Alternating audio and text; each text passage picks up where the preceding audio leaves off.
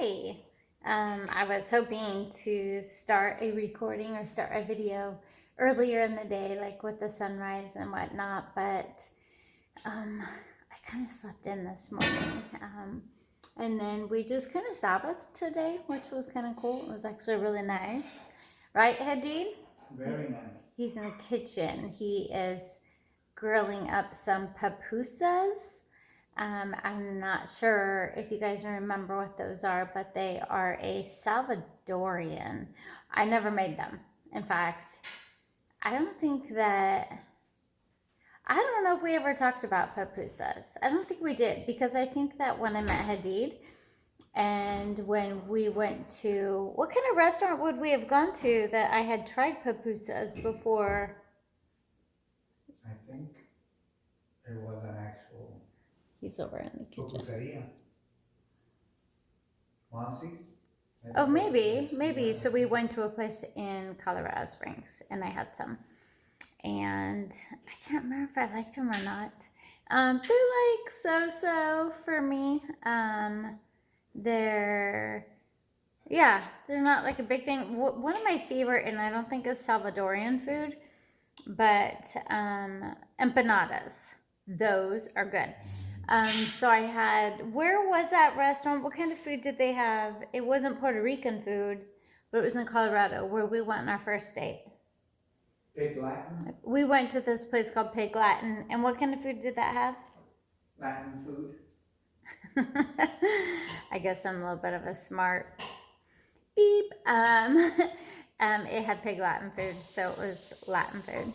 And it had, I actually had a lot of stuff there that I didn't really care for, but they did have some really delicious empanadas, and it had like cheese and portobello mushrooms. It was so good. Anytime I see those on a menu, I will order them because they're so good. Sorry, I'm rearranging my camera. Let's see here. So today, he's grown up some pupusas. I've made them in the air fryer and they're okay. But grilling them on the pan. So how would you describe them? So they're like a corn, I don't know if it's corn. Oh, maybe it's not corn. Some kind of flour, but Some sort of flour. I think it's a flour mixed with mesa. Is that mesa corn? I don't know. You or anybody who is familiar with cooking with Mexican food, you probably know the answer. I'm not familiar. I do want to start learning how to cook more Puerto Rican food. I can do the normal Mexican stuff, like I can do street tacos, especially ground beef. That's easy. I just use the seasoning. I can do fajitas, things like that. But I do. It's really good. You're really good at it. At what? Fajitas? That kind of food. Oh, he said I'm really good at it, but I don't know. I think it's more like American. It's like I don't know. It's like an American kind of. It tastes good. I mean, at one point, what's the standard? Yeah, that's true. I don't know if you can hear. Does it need to taste like something else I tasted in Mexico? No. As long as it tastes good, I'm all fine with that. I don't mind cooking it. I do want to experiment a little bit because I love to cook. Warren Clara, I'm sure you remember that. I love to cook. I probably spent more time in the kitchen than I did cleaning. And I don't know if that's a good thing or not. Of course, cleaning the kitchen, yes. But I absolutely love to cook and bake. Those are my favorite things, which I didn't do. I didn't cook or bake anything that I can think of for a couple years after I had said goodbye to you guys for the last time. I hadn't cooked. I actually didn't eat really anything the first, I'd say, 8 months that I had no contact with you, and it's now been over 3 years. But the first 8 months that your biological dad, Brian Scott, took you to Washington State to live with his family, I was so unnerved for so long. I couldn't eat anything except in the evening. I could eat, there were 2 items I could eat: instant oatmeal, the peaches and cream, instant oatmeal. And I wouldn't feel like eating until close to midnight. I couldn't eat during the day. It just made me nauseous. And then I could eat potatoes, mashed potatoes. But those were the 2 items that Grandma, she had come to stay with me for a little bit because she was worried about me. And she'd always make sure that I had my instant cream, peaches and cream oatmeal, and some sort of potato that we could bake up and do mashed potatoes with some ranch dressing and butter, lots of butter. Those are my go-tos. I just couldn't cook and I couldn't bake anything because it reminded me too much of you guys. And I was just so used to cooking a lot of food, right, for a lot of people.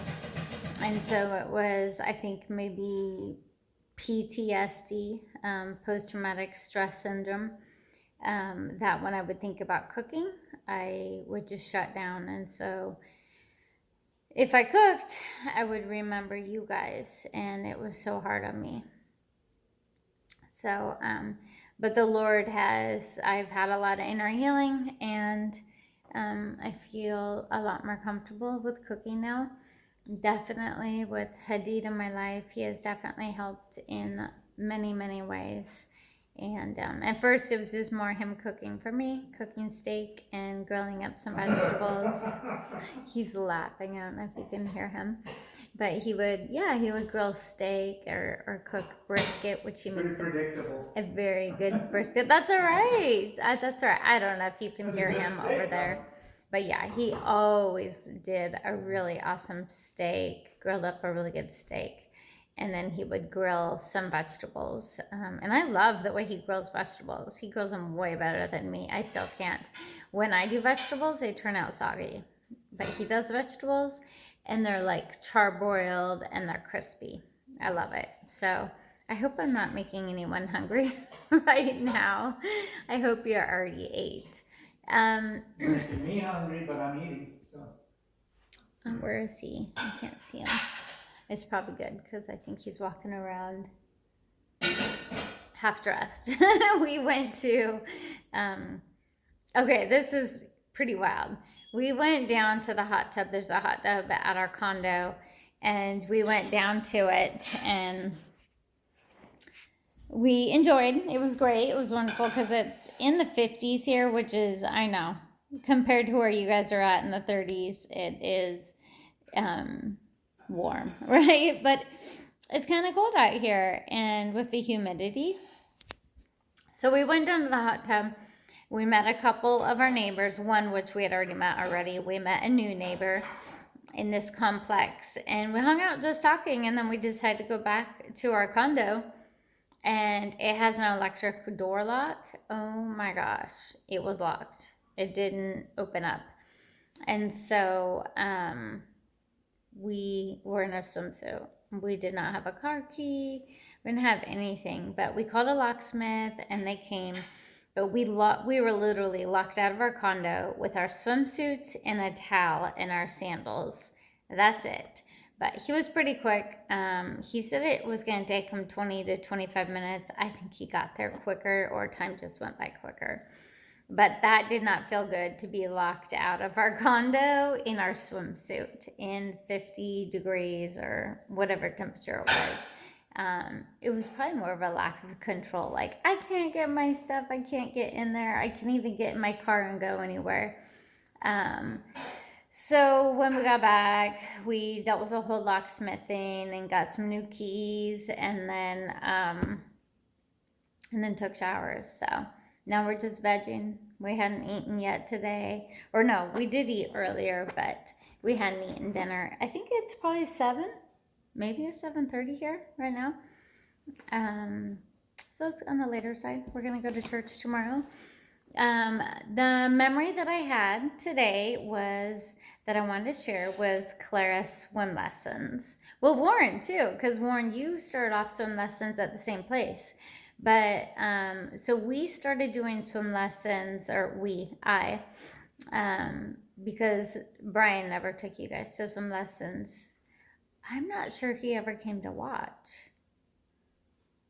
I don't remember. I don't think he did. I don't think he did. But I always recorded videos of your swim lessons. Not every single one, but a lot of them. Warren, I started you at swim lessons. I think you were probably 3.5 or something like that, or 3. But you were a lot older than Clara, that's for sure. So you might have been even 4 years old when I started you at swim lessons, which is still pretty young for swim lessons. So I took you to a place called Mary McCool's, and she had an indoor swimming pool. And her daughter, now if I can remember her daughter's name, Molly. So Mary was a mom, and then Molly was a daughter. And Warren, you loved your swim lessons with Molly, and she was young. She was like, I think still in high school. She was a soccer player, and so she'd always come in after soccer practice. They had a soccer field. Oh, that reminds me of another memory that I'll talk about on another time. But yeah, you did swim lessons. I don't know if you guys remember the pool, but it was like I think Molly's husband, or not Molly's dad, Mary's husband, was a Mason, not Freemason. At least I don't think so. But he was a Mason, meaning he built the swimming pool area. Was all out of bricks and masonry all around the pool. And it was a decent but small little pool, and it was always so warm inside, which was really nice and convenient for you guys getting in and out of the pool. But it was very quick lessons. You would always be teamed up with one other kid who was about the same level, sometimes a little bit better and sometimes a little bit less, meaning they needed to improve. So you would help. I think she just teamed you guys up perfectly with who you needed, depending on your personality and where you're at with swimming. But it was really cool to see how quickly you both learned how to swim. Warren, you were swimming, trying to think. I think you learned around the 4 to 5.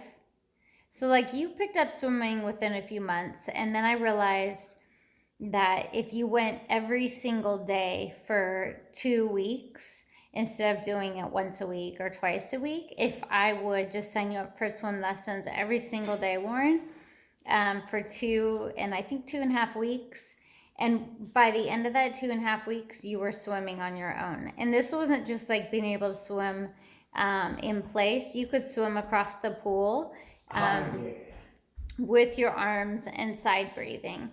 And you could do the flip over. You might have even been doing backstroke.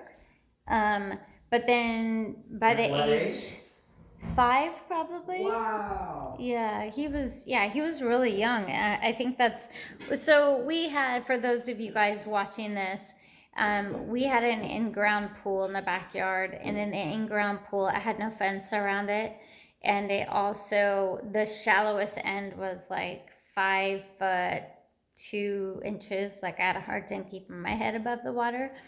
So it was a big deal that my kids had to learn how to swim. Like it was more important for them to swim than to read, because if they were ever to fall in the water or go outside, sneak outside without me, although they were always Warren and Clara, you were always very obedient, very respectful. You never push your boundaries on anything. And, that was really good.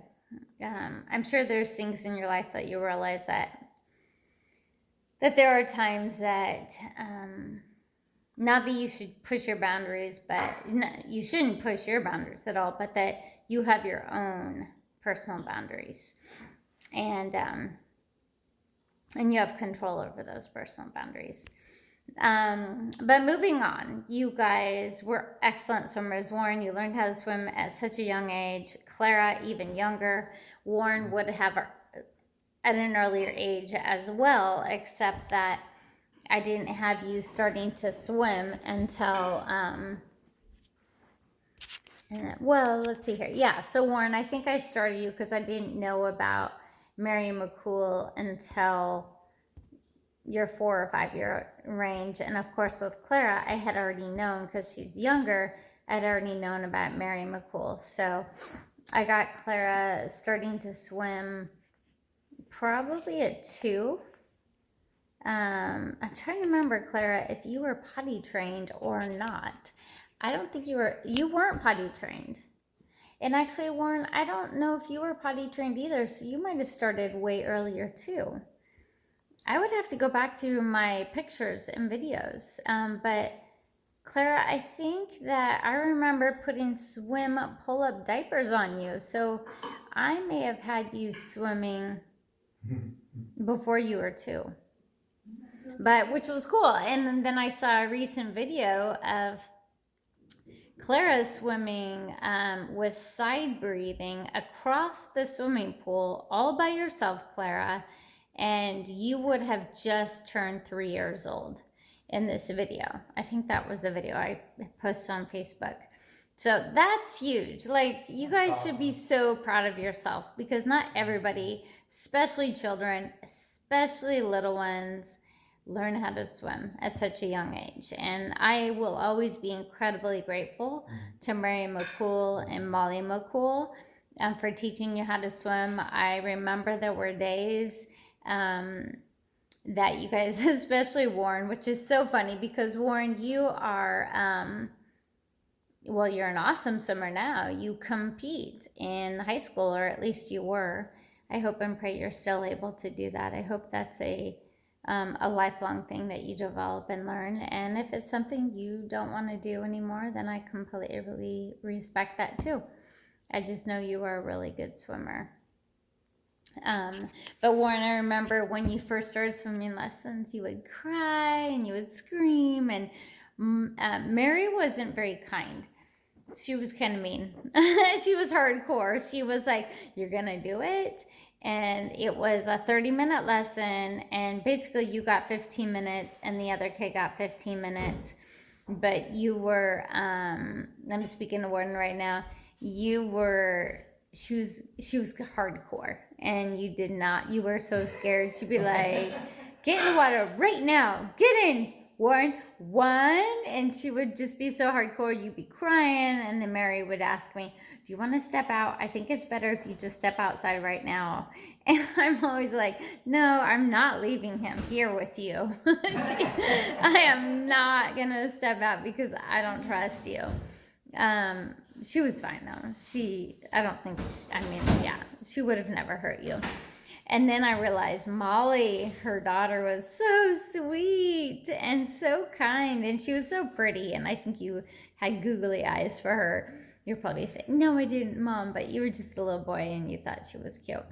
And so I started booking all your lessons with Molly because she was so kind and so sweet. And then Clara, you did good with both of them.